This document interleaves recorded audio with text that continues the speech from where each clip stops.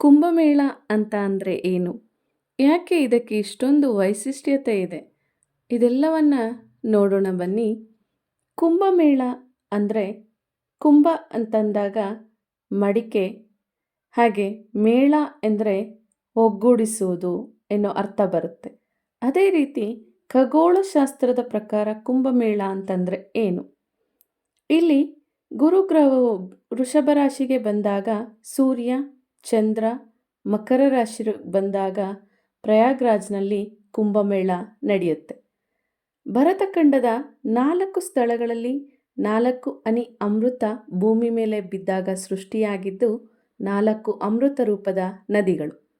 ಅದೇ ಗಂಗಾ ನದಿ ಪ್ರಯಾಗ್ರಾಜ್ನಲ್ಲಿದೆ, ಯಮುನಾ ನದಿ ಹರಿದ್ವಾರದಲ್ಲಿದೆ, ಹಾಗೆ ಸರಸ್ವತಿ ನದಿ ನಾಸಿಕ್ನಲ್ಲಿದೆ.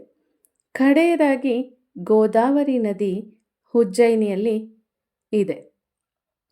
ಈ ಗಂಗಾ, ಯಮುನಾ, ಸರಸ್ವತಿ ಇದು 3 ಒಂದೆಡೆ ಸೇರ್ತಕ್ಕಂತಹ ಸ್ಥಳಕ್ಕೆ ತ್ರಿವೇಣಿ ಸಂಗಮ ಅಂತ ಹೇಳ್ತೇವೆ. ಇದು ಉತ್ತರ ಪ್ರದೇಶನ ಪ್ರಯಾಗ್ರಾಜ್ನಲ್ಲಿದೆ. ಪ್ರತಿ 3 ವರ್ಷಕ್ಕೊಮ್ಮೆ ಕುಂಭಮೇಳ ನಡೆಯುತ್ತೆ. ಪ್ರತಿ 6 ವರ್ಷಕ್ಕೊಮ್ಮೆ ಅರ್ಧ ಕುಂಭಮೇಳ ನಡೆಯುತ್ತೆ. ಪ್ರತಿ 12 ವರ್ಷಗಳಿಗೊಮ್ಮೆ ಪೂರ್ಣ ಕುಂಭಮೇಳ ನಡೆಯುತ್ತೆ.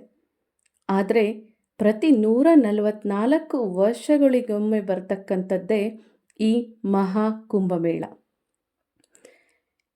ಈ ಕುಂಭಮೇಳವು ಹಿಂದೆ 1881ರಲ್ಲಿ ನಡೆದಿತ್ತು.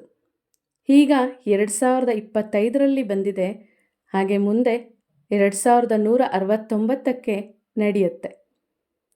ಇಲ್ಲಿ ಪುರಾಣದ ಪ್ರಕಾರ ನೋಡಿದಾಗ ಮಹಾವಿಷ್ಣು ಸಮುದ್ರ ಮಂಥನವನ್ನು ನಡೆಸ್ತಾ ಇರ್ತಕ್ಕಂಥ ಸಮಯದಲ್ಲಿ ಆ ಸಮುದ್ರದಿಂದ ಅಮೃತ ಬರುತ್ತೆ.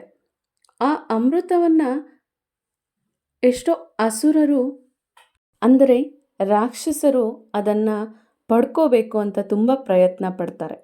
ಆಗ ಗರುಡ ಪಕ್ಷಿ ಒಂದು ಕುಂಭದಲ್ಲಿ ಆ ಅಮೃತವನ್ನು ತೆಗೆದುಕೊಂಡು ಬರುವಂಥ ಸಮಯದಲ್ಲಿ 4 ಸ್ಥಳಗಳಲ್ಲಿ ಒಂದೊಂದು ಹನಿ ಅಮೃತದ ಬಿಂದು ಬೀಳುತ್ತೆ. ಅವೇ 4 ಪುಣ್ಯಕ್ಷೇತ್ರಗಳಾಗುತ್ತೆ. ಒಂದು ಪ್ರಯಾಗ್ರಾಜ್, ಮತ್ತೊಂದು ಹರಿದ್ವಾರ, ನಾಸಿಕ್ ಮತ್ತು ಉಜ್ಜಯಿನಿ. 2025ರ ಮಹಾಕುಂಭಮೇಳ ಆರಂಭ ಆಗಿರ್ತಕ್ಕಂಥದ್ದು ಜನವರಿ 13ರಿಂದ ಇದು ಮುಕ್ತಾಯಗೊಳ್ಳೋದು ಫೆಬ್ರವರಿ 26ಕ್ಕೆ. ಮಹಾಕುಂಭಮೇಳದಲ್ಲಿ ಪ್ರಮುಖ ಸ್ನಾನಗಳು ಅಂದರೆ ಇದನ್ನು ಪವಿತ್ರ ಶಾಹಿ ಸ್ನಾನ ಅಂತ ಕೂಡ ಕರಿತೇವೆ. ಇದು ಜನವರಿ 13ರ ಹುಣ್ಣಿಮೆ ಸ್ನಾನ, ಜನವರಿ 14ರ ಮಕರ ಸಂಕ್ರಾಂತಿ ಸ್ನಾನ, ಜನವರಿ 29ರ ಅಮಾವಾಸ್ಯೆ ಸ್ನಾನ, ಫೆಬ್ರವರಿ 3ರ ಬಸಂತ ಪಂಚಮಿ ಸ್ನಾನ, ಫೆಬ್ರವರಿ 12ರ ಮಾಘ ಪೌರ್ಣಮಿಯ ಸ್ನಾನ, ಹಾಗೆ ಕಡೆಯದಾಗಿ ಫೆಬ್ರವರಿ 26ರ ಮಹಾಶಿವರಾತ್ರಿಯ ಸ್ನಾನ. ಆ ದಿನಕ್ಕೆ ಈ ಮಹಾಸ್ನಾನ ಪುಣ್ಯ ಸ್ನಾನ ಸಹ ಮುಕ್ತಾಯ ಆಗುತ್ತೆ. ಹಾಗೆ ಈ ಸ್ನಾನದ ಮಹತ್ವ ಏನು ಅಂತಂದರೆ ಇದರಿಂದ ಬಹಳಷ್ಟು ಉಪಯೋಗಗಳಿದೆ. ಒಂದು, ಆತ್ಮ ಶುದ್ಧೀಕರಣ ಆಗುತ್ತೆ. ಹಾಗೆ ನಮ್ಮ ಪಾಪಗಳು ಗತ ಜನ್ಮಗಳಿಂದ ತೆಗೆದುಕೊಂಡು ಬಂದಿರತಕ್ಕಂಥ ಎಷ್ಟೋ ಪಾಪಗಳು ವಿಮೋಚನೆ ಆಗುತ್ತೆ.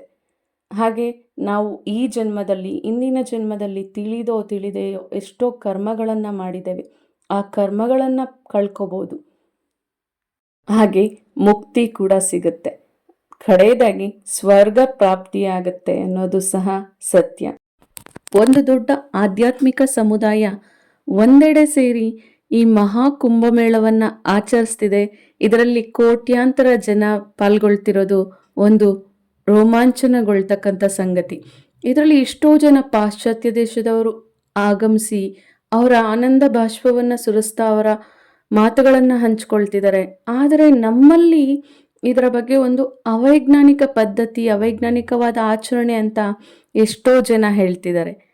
144 ವರ್ಷಕ್ಕೊಮ್ಮೆ ಬರ್ತಕ್ಕಂತಹ ಈ ಕುಂಭಮೇಳದಲ್ಲಿ ನಾಗಸಾಧುಗಳು, ಅಘೋರಿಗಳು, ಹಿಮಾಲಯ ಯೋಗಿಗಳನ್ನು ನೋಡಿದಾಗ ಗೊತ್ತಾಗುತ್ತೆ ನಮ್ಮ ಸನಾತನ ಧರ್ಮ ಎಷ್ಟು ದೊಡ್ಡದು ಅಂತ. ಯಾಕೆ ಈ ಕುಂಭಮೇಳಕ್ಕೆ ಇಷ್ಟೊಂದು ವಿಶೇಷತೆ ಇದೆ? ಎಷ್ಟೋ ಜನ ಹೇಳ್ತಾ ಇದ್ದಾರೆ ಇದು ಅನಾವಶ್ಯಕವಾದಂತಹ ಖರ್ಚು, ಪರಿಸರಕ್ಕೆ ಹಾನಿ ಅಂತ. ಆದರೆ ಖಂಡಿತ ಇದು ಪರಿಸರಕ್ಕೆ ಹಾನಿ ಅಲ್ಲ. ಇದರಿಂದ ಎಷ್ಟೋ ಆರ್ಥಿಕ, ಖಗೋಳ, ವೈಜ್ಞಾನಿಕ ಸತ್ಯಗಳು ಹೊರಬರ್ತಾ ಇದೆ. ಇದು ಒಂದು ಸಾಮೂಹಿಕ ಮನೋಶಕ್ತಿಯನ್ನ ವೃದ್ಧಿ ಮಾಡ್ತಕ್ಕಂತಹ ವಿಷಯ. ಹೇಗೆಂದ್ರೆ ಕೋಟ್ಯಾಂತರ ಜನ ಒಂದೆಡೆ ಸೇರಿದಾಗ ಅಲ್ಲಿ ಸಕಾರಾತ್ಮಕ ಮನೋಭಾವನೆ ಹೆಚ್ಚಾಗುತ್ತೆ, ಅಧಿಕ ಶಕ್ತಿ ನಮ್ಮಲ್ಲಿ ಪ್ರವಹಿಸುತ್ತೆ. ಹಾಗೆ ಗಂಗಾ ಜಲದಲ್ಲಿ ಎಷ್ಟೋ ಬ್ಯಾಕ್ಟೀರಿಯಾಗಳನ್ನ ಕೊಲ್ತಕ್ಕಂತಹ ಶಕ್ತಿ ಇದೆ. ಇದರಿಂದ ಎಷ್ಟೋ ಜನರಿಗೆ ಕಾಯಿಲೆ ಬರದೆ ಶರೀರದ ಇಮ್ಯುನಿಟಿಯನ್ನ ಸಹ ಹೆಚ್ಚಿಸುತ್ತೆ.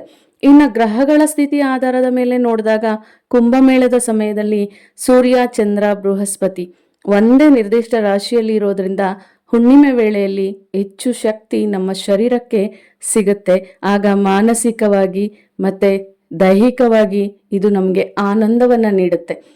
ಹಾಗೆ ಎಷ್ಟೋ ಜನ ಇದು ಖರ್ಚು ಅಂತ ಹೇಳ್ತಿದ್ದಾರೆ. ಖಂಡಿತ ಇದು ಖರ್ಚಲ್ಲ. ನಮ್ಮ ದೇಶದ ಆರ್ಥಿಕತೆಗೆ ಒಂದು ಉತ್ತಮಪಡಿಸ್ತಕ್ಕಂತ ಒಂದು ಕಾರ್ಯಕ್ರಮ ಇದು. ಇದರಿಂದ ಈ ಸಮಯದಲ್ಲಿ ಎಷ್ಟೋ ವ್ಯಾಪಾರ, ಸ್ವಯಂ ಉದ್ಯೋಗ, ಪ್ರವಾಸೋದ್ಯಮ ಎಲ್ಲ ಹೆಚ್ಚಾಗುತ್ತೆ. ಇದರಿಂದ ನಮ್ಮ ದೇಶದ ಆರ್ಥಿಕ ಪರಿಸ್ಥಿತಿ ಮತ್ತಷ್ಟು ಸಬಲಗೊಳ್ಳುತ್ತೆ. ನೋಡಿ, ಖಂಡಿತವಾಗ್ಲೂ ಕುಂಭಮೇಳ ವಿಶೇಷತೆಯನ್ನು ಹೊಂದಿದೆ. ನಾವೆಲ್ಲರೂ ಸಹ ಇದರಲ್ಲಿ ಪಾಲ್ಗೊಳ್ಳೋಣ. ಧನ್ಯವಾದಗಳು.